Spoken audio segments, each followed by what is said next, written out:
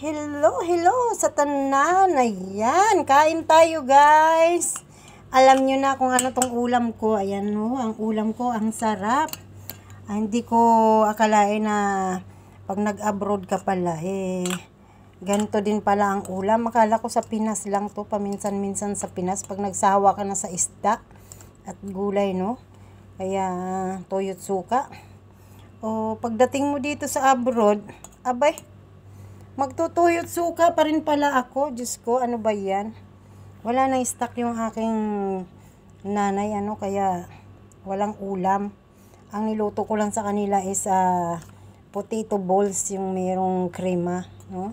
Sahog chicken na, abay, 2 pirasong breast lang, So, ilan sila? 6 sila. So, nagkasya lang sa kanila, At ayaw ko naman ng makrema. So, parang araw-araw na lang may krema, Kahapon naman din, pasta na may krema. Ano ba yan? So, mas gusto ko na lang itong ganito. Kanin, bahog, toyo, at suka. Ano ba yan? Gusto sa amin, hindi tayo nawawala ng ulam kahit papano, mga presko pa. At, pwera, naman, sa kanin nila, sa atin, NFA sa atin, dito naman sa kanila ito yung kanilang talagang kanin supply nila sa kanilang co-op, So NFA, so ilang hugas pa ang gagawin natin at lagyan pa natin siya ng asin pagkasinaing natin para may lasa. Dapat pala sa NFA ganun lagyan ng asin. So dito ko lang siya na batid. So, tara guys, kain tayo kahit na ganito ang ating ulam. I-enjoy pa rin natin, salamat pa rin sa Panginoong Diyos na meron tayong grasya, ang importante may maisilid tayo sa ating tiyan para meron tayong lakas sa mga hinaharapan natin na trabaho. At mahaba-haba pa yung trabaho natin, mag-alas 4 pa lang. So, pinakamaaga natin, pagka ganitong merong pasok ang mga bata, is alas 10.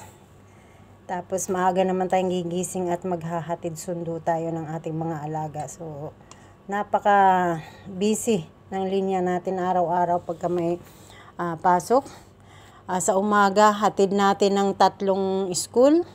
Pang-4 yung college. So, pag-uwi natin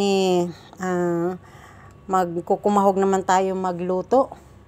At maya-maya naman mga alauna 20 is susundo naman tayo, habang nakasalang yung ating mga niluluto at iiwanan ko at ang nanay ko na magtatapos ng aking niluluto.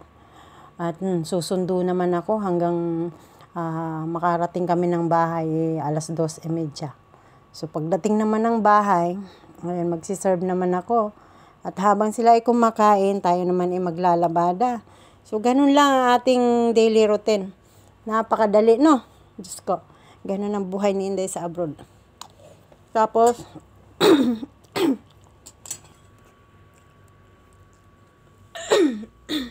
ano ba yan? Nasasamid na tayo sa ating kinakain. So, ganun ka grabe ang ating trabaho. Pagbangon, linis, hindi pa tapos ang paglinis, hatid naman ng college. Wala pang kain yun, wala pang almusalan, halos tanghalian na, Tapos ito, yung ating almusalan tanghalian, dalang hapunan na. So, bahog toyo't suka. So, ganto kasarap sa abroad. Pero marami kami nagtitiis, para sa pamilya. So, God bless!